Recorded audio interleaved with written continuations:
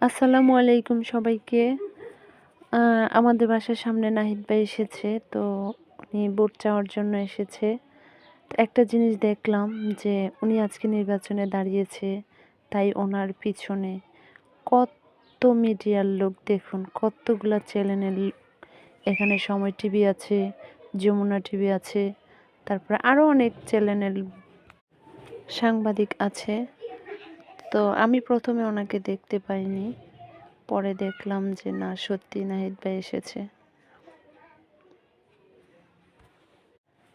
ওনাকে দেখার জন্য কত মানুষ ভিড় করছে।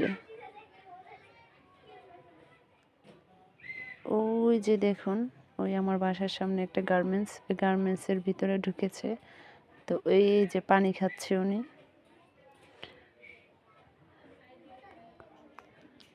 এই যে এখন বের হয়ে যাচ্ছে। রাজনীতি এমন একটা জিনিস, আপনি যেখানেই যাবেন না কেন আপনার সাথে মিডিয়ার লোক থাকবে।